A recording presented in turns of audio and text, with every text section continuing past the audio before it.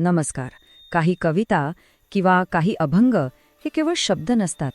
त्यांच्यात भावनांचं आणि नात्यांचं एक अख्खं विश्व दडलेलं असतं. आज आपण अशाच एका अभंगाचा अर्थ समजून घेणार आहोत, जो श्रद्धेला एका पवित्र कुटुंबाच्या सुंदर रूपकात बांधतो. चला तर मग हा भावनिक प्रवास एकत्र सुरू करूया. माझे माहेर पंढरी. आहा, ही एकच ओळ, पण यात किती मोठं भावनिक जग सामावलेले आहे. याचा सरळ अर्थ आहे माझं माहेर पंढरपूर आहे.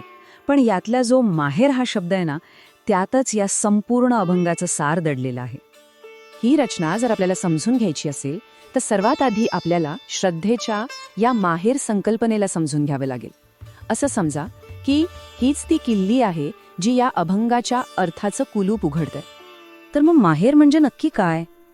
बघा, आपल्या भारतीय संस्कृतीत विवाहित स्त्रीसाठी माहेर म्हणजे केवळ तिच्या आईवडिलांचं घर नाही. ते एक असं हक्काचं ठिकाण आहे जिथे तिला बिनशर्त प्रेम मिळतं, जिथे आराम आणि संपूर्ण आपुलकीचा हक्क असतो. ते एक सुरक्षित, आपलं वाटणारं आश्रयस्थान आहे. आणि कवीने पंढरपूरला आपलं माहेर मानून देवासोबतच्या नात्याला हीच भावनिक खोली दिली आहे. आणि हे माहेर आहे तरी कुठे? कवी त्याचा पत्ताही सांगतात.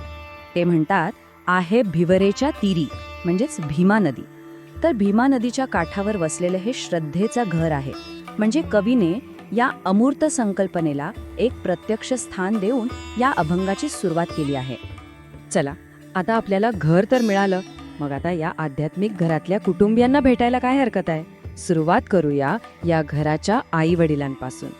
मग साहजिकच प्रश्न उभा राहतो की जर पंढरी हे माहेर आहे, तर या माहेरचे आई वडील कोण आहेत?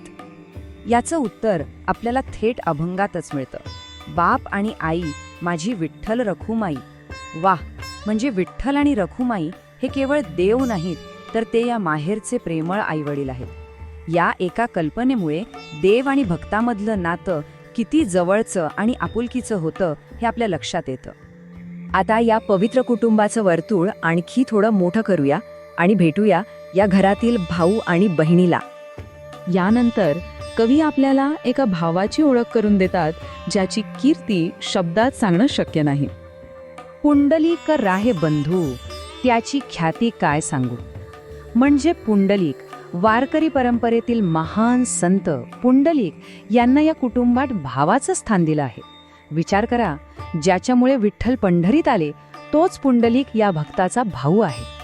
आणि हे कुटुंब पूर्ण करते एक बहीण, जी पापांपासून मुक्त करते आणि आपलं मन शुद्ध करते. माझी बहीण चंद्रभागा करीतसे पापभंग. आणि इथे ना एक खूप विलक्षण गोष्ट घडते. ही बहीण कोणी व्यक्ती नाही, तर स्वतः चंद्रभागा नदी आहे. काय कल्पना आहे! नदीला बहिणीचं रूप देऊन कवी निसर्गालाही या दैवी कुटुंबाचा एक अविभाज्य आणि पवित्र भाग बनवतात. तर हे आहे आपलं पवित्र कुटुंब. पंढरी हे माहेर, विठ्ठल आणि रखुमाई हे आई वडील, महान संत पुंडलिक भाऊ आणि पवित्र चंद्रभागा नदी बहीण. किती सुंदर आणि किती परिपूर्ण रूपक आहे हे, नाही का? पण या सगळ्या कुटुंबातील सदस्यांची ओळख करून देण्यामागे कवीचा अंतिम उद्देश काय आहे? या कुटुंबाशी भक्ताचं नातं काय आहे हे आता पाहूया. अभंगाचं जे शेवटचं कडवं आहे ना, ते आपल्याला उलगडून सांगतं की हे रूपक इतकं प्रभावी का आहे.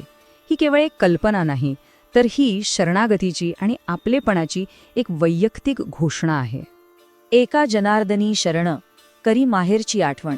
इथे कवी संत एकनाथ स्वतःला एका जनार्दनी म्हणून संबोधतात आणि या कुटुंबाला शरण जातात. त्यांच्यासाठी भक्ती म्हणजे दुसरं तिसरं काही नाही, तर या प्रेमळ माहेरची आठवण काढणं. देवभक्ती ही एक आनंददायी घरची ओढ आहे. तर मग आता शेवटी आपण यावर विचार करूया की श्रद्धेला कुटुंबाच्या रूपात पाहण्याची ही प्राचीन संकल्पना आजही आपल्या मनाला इतकी का भिडते? ह्या अभंगाचा गाभा जर थोडक्यात सांगायचा झाला तर तो असा आहे: पंढरी हे बिनशर्त प्रेमाचं माहेर आहे. विठ्ठल रखुमाई आई वडील, तर पुंडलिक आणि चंद्रभागा भाऊ बहीण आहेत. याचा उद्देश काय? तर अमूर्त श्रद्धेला एका मूर्त प्रेमळ कुटुंबात रूपांतरित करणं.